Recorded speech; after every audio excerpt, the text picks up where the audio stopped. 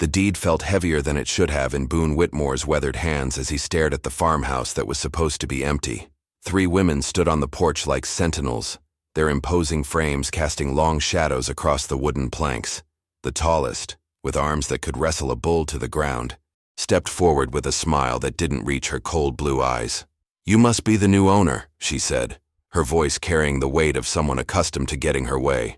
But there was something else in her tone, something that made the hair on Boone's neck stand up. The other 2 women flanked her sides, equally tall and muscular, watching him with the intensity of predators sizing up their prey. Boone had traveled 3 days through rough terrain to reach this remote property, his life savings invested in what the seller promised was fertile land, perfect for cattle ranching. The isolation had been part of the appeal, a chance to start fresh away from the complications of town life. Now, standing in the dusty yard with these 3 strangers claiming his space, that isolation felt more like a trap. "Ladies, I think there's been some confusion," Boone said, keeping his voice steady despite the unease crawling up his spine. "This is my property now. I have the legal documents right here." He held up the deed, the official seal still crisp and new. The woman's smile widened, revealing teeth that seemed too sharp for comfort. "Oh, we know exactly who you are, Boone Whitmore. We've been expecting you." The way she said his name sent a chill through him. How did she know who he was? The seller had assured him the transaction was private, that no one else knew about the purchase. "We've been living here for quite some time," the second woman spoke up, her voice deeper than her companion's. "Taking care of the land, keeping it warm." She emphasized the last word in a way that made Boone's stomach tighten with an emotion he couldn't quite name. The third woman, a redhead with freckles that dotted her powerful shoulders, let out a low laugh. "The previous owner made certain arrangements with us before he left. Arrangements that don't just disappear because of a piece of paper." Boone felt the weight of their stares like physical pressure against his chest. These weren't ordinary squatters or confused neighbors. There was something deliberate about their presence, something calculated that made him question everything about his purchase. The seller had been eager to close the deal quickly, almost suspiciously so. Had he walked into some kind of setup? "What kind of arrangements?" Boone asked, though part of him dreaded the answer. The tall woman's eyes glittered with something that wasn't quite amusement. "The kind that involve you staying here with us. Permanently." She paused, letting the words sink in before delivering the blow that would change everything. "You're going to have sex with us, Boone. All 3 of us. That's how this works." The words hit him like a physical blow, not from desire, but from the sheer audacity and threat they carried. This wasn't seduction. This was something else entirely, something that made his hand instinctively move toward the rifle on his horse. But what exactly was he walking into, and why did he have the sinking feeling that his deed might not be worth the paper it was written on? Boone's hand froze halfway to his rifle as the implications of the woman's words sank in. This wasn't some crude proposition from lonely frontier women. The way they stood, the confidence in their voices, the casual mention of arrangements with the previous owner, everything pointed to something far more complex and dangerous than simple intimidation. "I don't know what kind of game you're playing," Boone said, forcing steel into his voice despite the uncertainty churning in his gut. "But I paid good money for this land, and I'm not going anywhere." He dismounted slowly, keeping his movements deliberate and non-threatening while maintaining eye contact with the leader. The tall woman chuckled, a sound devoid of warmth. "Game? Oh, Boone, this isn't a game at all. This is business." She gestured toward the farmhouse with a sweep of her muscular arm. "See? The man who sold you this property owed us something. A debt that doesn't disappear just because he ran off with your money." The redhead stepped forward, her boots heavy on the porch steps. "Marcus Vance made promises he couldn't keep. Said he'd work the land with us, be our partner in more ways than one. When that didn't work out, he promised us the next owner would honor his commitments." Her green eyes fixed on Boone with unsettling intensity. "That would be you." Boone felt the first real stab of panic. Marcus Vance. That was the seller's name, though the man had introduced himself as simply Mark. The details seemed too specific to be a lie, too personal. How much did these women actually know about his transaction? Even if that's true, which I doubt, no man can make promises on behalf of someone else, especially not those kinds of promises. The second woman, darker-haired and broader through the shoulders than the others, laughed. "You really don't understand how things work out here, do you? When you're this far from civilization, from law, from any kind of help, Traditional rules don't apply. We make our own arrangements. The way she emphasized arrangements made Boone's skin crawl. He was beginning to understand that this wasn't just about money or property disputes. These women had created their own system, their own form of control, and somehow his purchase had walked him directly into their web. The deed is legal, Boone insisted, though his confidence was wavering. Filed with the territorial office, witnessed, sealed. Whatever Marcus Vance promised you personally has nothing to do with me. The leader's smile finally faded, replaced by something colder and infinitely more dangerous. Legal documents mean nothing out here when you're 3 days from the nearest sheriff, and even further from anyone who might care what happens to a stranger. She took a step closer, and Boone was struck by just how imposing she was. Easily 6 feet tall, with arms that spoke of years of hard physical labor. Besides, the redhead added, we have our own paperwork, contracts Marcus signed, agreements that specifically mention the transfer of obligations to any future owner. She pulled a folded paper from her pocket, and Boone's heart sank as he recognized what looked like official letterhead. The pieces were falling into place, creating a picture that made Boone's investment seem less like a business transaction and more like an elaborate trap. Had Marcus Vance sold him into some kind of arrangement deliberately? Was this whole property sale a setup to deliver him to these women and whatever scheme they were running? But there was something else in their demeanor, something he couldn't quite identify. Beneath the intimidation and threats, he sensed something almost like longing, as if this wasn't entirely about control or money. The way the leader's eyes lingered on him, the subtle tension in the redhead's stance. There were layers to this situation he didn't understand yet, and that uncertainty terrified him more than any straightforward threat could have. The document the redhead held looked official enough to make Boone's mouth go dry. Even from several feet away, he could make out what appeared to be signatures and an official seal at the bottom. His mind raced through possibilities, each one worse than the last. Had Marcus Vance actually bound him to some kind of contract through the property sale? You're bluffing, Boone said, though his voice lacked conviction. No court would honor a contract that involves forcing someone into whatever this is. The dark-haired woman stepped off the porch, her boots hitting the ground with authority. Who said anything about courts? We handle our own justice out here. She moved with the fluid confidence of someone who had never lost a physical confrontation, and Boone found himself taking an involuntary step backward. My name is Helena, the leader said, her tone shifting to something almost conversational. This is Ruth. She nodded toward the dark-haired woman. And Magdalene. The redhead gave a small wave that somehow managed to be both friendly and threatening. We've been waiting for you for weeks, Boone.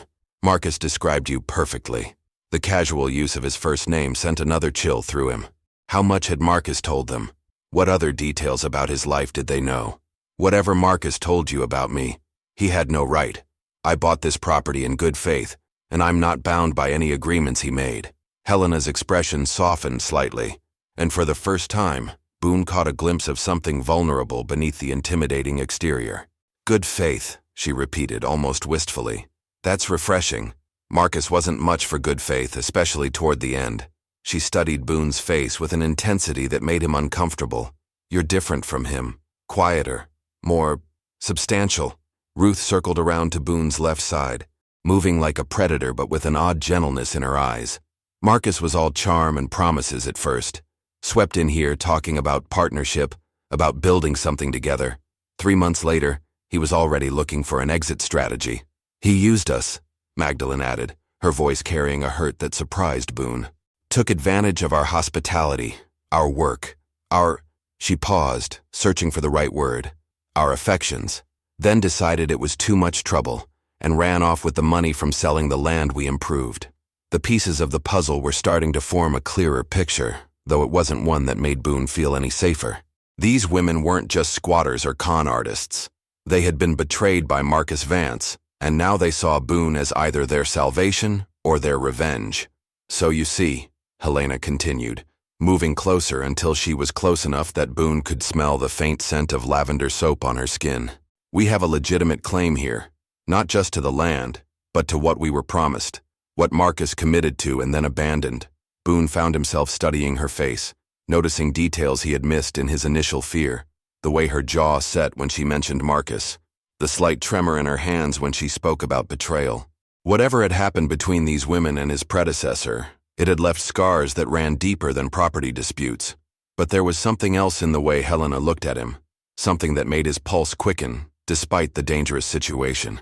Was it possible that beneath all the intimidation and threats, there was genuine attraction? And more unsettling still, was he beginning to feel it too? The silence stretched between them, heavy with unspoken possibilities. Boone found himself caught between the rational fear of his situation and an inexplicable pull toward these three women who had upended his carefully planned future. There was something magnetic about Helena's confidence, Ruth's quiet strength, and Magdalene's fierce independence that he couldn't ignore. "Show me this contract," Boone said finally, surprising himself with the steadiness of his voice. "If Marcus really signed something that binds me, I have a right to see exactly what it says." Magdalene unfolded the document with deliberate care, and Boone stepped closer to examine it. The paper was thick, expensive, with Marcus Vance's signature clearly visible at the bottom, alongside an official notary seal. But as Boone read the terms, his confusion deepened rather than clearing. "This is a partnership agreement," he said, looking up at Helena, "for farming operations, profit sharing, and—" He paused at a particularly unusual clause. "Mutual support and companionship for all parties involved." The language was carefully crafted, legally binding, but vague enough to be interpreted in multiple ways. Marcus was clever with words, Ruth said, moving to stand beside Boone as he read. Her proximity was distracting. She was tall enough that her shoulder nearly brushed his, and he caught the scent of something warm and earthy, like fresh bread and summer rain. He made promises that sounded romantic, but were actually business arrangements, and vice versa. Helena watched Boone's face as he processed the document. "The land has been profitable under our management. We've built irrigation systems, improved the soil, established trade relationships with settlements 2 days' ride from here. Marcus benefited from our work for months before deciding he wanted out. But instead of honoring his commitments," Magdalene added, her green eyes flashing with renewed anger, "he found a buyer and disappeared with the money, leaving us with nothing but a piece of paper that apparently transfers his obligations to whoever bought the property." Boone set the contract down carefully, his mind working through the implications. These women had been more than partners to Marcus. They had been lovers, workers, and business associates rolled into one complex relationship. And according to this document, Marcus had legally bound any future property owner to step into his role. "Even if this contract is legitimate," Boone said slowly, "I didn't sign it. I can't be held responsible for agreements made by someone else, no matter what the paperwork says." Helena's expression shifted, and for a moment, Boone saw past the intimidating facade to something raw and vulnerable. "You're right," she said quietly. "Legally, you're probably not bound by Marcus's promises. But morally, we've invested everything into this land, into this arrangement. We have nowhere else to go." The admission hung in the air between them, changing the entire dynamic of the confrontation. These weren't predators trying to trap him. They were women who had been abandoned and were desperately trying to protect what they had built. Ruth stepped closer, her voice gentle but firm. "We're not asking you to honor every detail of what Marcus promised, but we are asking you to consider that we might be able to build something better together than any of us could alone."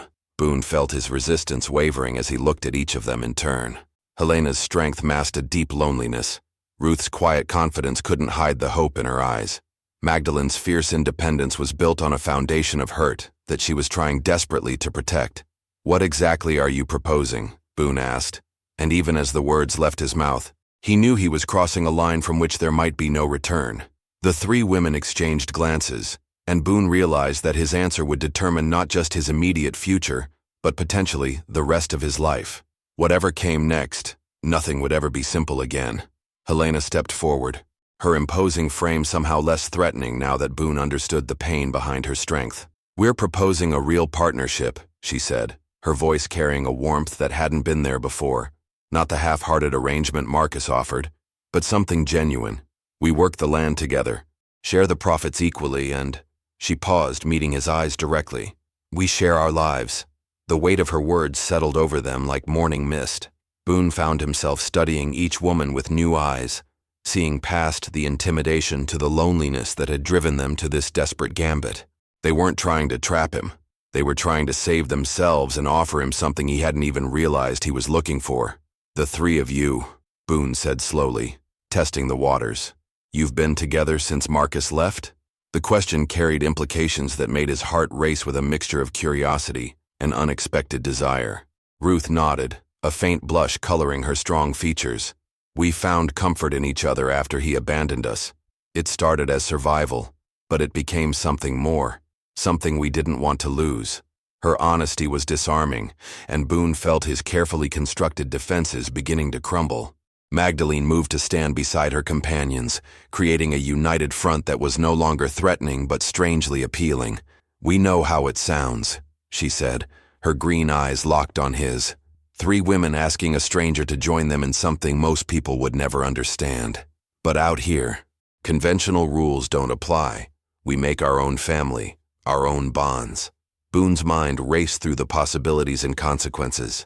He had come here seeking solitude and a fresh start, but what they were offering was the opposite: connection, partnership, and an intimacy that went far beyond anything he had ever imagined. The rational part of his mind screamed warnings, but another part, a part he had long suppressed, whispered that this might be exactly what he needed. "The physical aspect," Boone said, his voice rougher than he intended. What would that mean exactly? The question hung in the air between them, charged with possibility and uncertainty. Helena's smile returned, but this time it was genuine, reaching her eyes for the first time since he had arrived. "It would mean whatever feels natural to all of us," she said simply. "No pressure, no demands, just the freedom to explore what develops between us as we build something together." The honesty in her response surprised him. This wasn't about coercion or fulfilling some obligation to Marcus. This was about four people finding solace and connection in an isolated world where traditional relationships often meant nothing. "And if it doesn't work?" Boone asked, though even as he spoke he could feel his resistance weakening. There was something about the way Ruth's eyes softened when she looked at him, the way Magdalene's fierce independence seemed to include space for him, the way Helena's strength promised protection rather than domination. "Then we figure it out like adults," Ruth said simply. "But Boone, we've been watching you since you arrived. The way you handle yourself, the respect you showed even when you were frightened. We think it could work. We hope it will." The admission that they had been evaluating him just as much as he had been evaluating them somehow made the proposition feel more balanced, less like a trap and more like an opportunity. But was he brave enough to take it? The afternoon sun cast long shadows across the farmyard as Boone weighed the most important decision of his life. Everything about this situation defied convention, challenged every assumption he had made about his future, and yet he couldn't deny the pull he felt toward these three remarkable women who had turned his world upside down. "I need to see what you've built here," Boone said finally, his practical nature asserting itself even as his heart raced with possibility. "If we're talking about partnership, I need to understand what I'm partnering with." Helena's relief was visible, though she tried to hide it behind her usual confidence. "Of course, Ruth, show him the irrigation system you designed." The pride in her voice when she spoke of Ruth's accomplishments was unmistakable, and Boone found himself drawn to the genuine affection these women shared for each other. As Ruth led him toward the fields, Boone was amazed by the sophistication of the water management system she had created. Channels carved with precision directed water from a natural spring to carefully planned garden plots and grain fields that showed signs of careful cultivation and impressive yields. "This represents months of work," Ruth explained, her hands gesturing gracefully as she described the engineering challenges she had overcome. "Marcus took credit for it when traders came through, but every inch was planned and dug by us." The bitterness in her voice when she mentioned Marcus was matched by the pride she took in her creation. Magdalene joined them as they toured the livestock areas, where healthy cattle grazed in well-maintained pastures, and a small but productive chicken coop provided fresh eggs. "We've established trade relationships with 3 different settlements," she explained, her business acumen evident in the way she discussed profit margins and seasonal planning. "The operation is not just sustainable, it's thriving." Boone found himself genuinely impressed by what the 3 women had accomplished. This wasn't just a farm. It was a carefully planned and expertly managed operation that had the potential to support all of them comfortably. More than that, it represented a level of cooperation and shared vision that he had never experienced. "The house," Helena said as they returned to the main building, "has 4 bedrooms. We've been using 3, but we always hoped." She trailed off, leaving the implication hanging in the air between them. As they entered the farmhouse, Boone was struck by the warmth and comfort of the space. It wasn't luxurious, but everything was well crafted and carefully maintained. The kitchen was large enough for communal cooking, the sitting area had comfortable furniture arranged for conversation, and everywhere he looked, he saw evidence of the care and attention these women had invested in creating a real home. "We're not asking for an answer today," Ruth said as they settled in the sitting area, her understanding evident in her gentle tone. "This is a big decision, and we want you to be certain before you commit to anything." But even as she spoke, Boone realized that his decision was already made. The attraction he felt wasn't just physical, though he couldn't deny the way his pulse quickened when Helena's hand brushed his arm, or how Ruth's smile made him feel understood in ways he had never experienced, or how Magdalene's fierce independence drew him like a flame. More than attraction, he felt the pull of belonging. These women had created something remarkable together, and they were offering him the chance to be part of it. The risks were enormous, but so was the potential reward. "What happens next?" Boone asked, and all three women smiled, understanding that his question was really an answer. The future stretched before them, uncertain but full of possibility, and for the first time in years Boone felt truly alive. That evening, as they shared a meal prepared together in the spacious kitchen, the atmosphere had shifted from confrontation to cautious optimism. Boone found himself relaxing in ways he hadn't expected, drawn into easy conversation about farming techniques, trade routes, and the challenges of frontier life. The three women moved around each other with practiced ease, their partnership evident in every shared glance and completed task. "There's something else you should know," Helena said as they cleared the dishes, her tone carrying a weight that made everyone pause. "Marcus left us with more than just broken promises. There are debts he incurred in our name, people who expect payment that we can't provide alone." The admission hit Boone like cold water. "What kind of debts?" he asked, setting down the plate he had been drying. Magdalene pulled a ledger from a drawer, her expression grim. "Supplies he ordered but never paid for. Equipment purchased on credit. He used our reputation with local traders to secure goods, then disappeared before the bills came due." She opened the book, revealing columns of numbers that made Boone's heart sink. "How much?" he asked, though he dreaded the answer. "Enough to ruin us if we can't pay," Ruth said quietly. "The traders have been patient because they know our work is good, but patience has limits. If we can't settle these accounts within the month, we'll lose everything we've built here." Boone studied the ledger, his business sense taking over, despite the emotional complexity of the situation. The debts were significant but not insurmountable, especially given the productivity he had witnessed. More importantly, the women's honesty about the financial burden impressed him. They could have hidden this information until after he committed, but instead, they were laying all their cards on the table. "Marcus really did a number on you," Boone said, his anger at the absent man growing. "But these numbers, they're manageable with the right approach." He looked up to find all three women watching him hopefully. "I have capital from selling my previous holdings, enough to settle these debts and invest in expanding the operation." The relief on their faces was immediate and overwhelming. Helena's composure finally cracked, tears she had been holding back for months finally spilling over. Ruth reached for his hand, her grip firm and grateful. Magdalene simply nodded, but her eyes spoke volumes about what his offer meant to them. "But I have conditions," Boone continued, his tone growing serious. "If we're doing this, we're doing it right. Legal partnership papers, clear agreements about responsibilities and decision-making, and," he paused, meeting each of their gazes in turn, "we take time to let the personal relationships develop naturally. No pressure, no expectations beyond what feels right to all of us."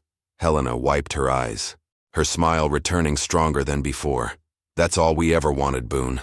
A real partnership with someone who sees us as equals, not objects or conveniences." As the evening deepened, they sat together planning their future, and Boone realized that what had started as the worst day of his life might actually be the beginning of the best chapter he had ever lived.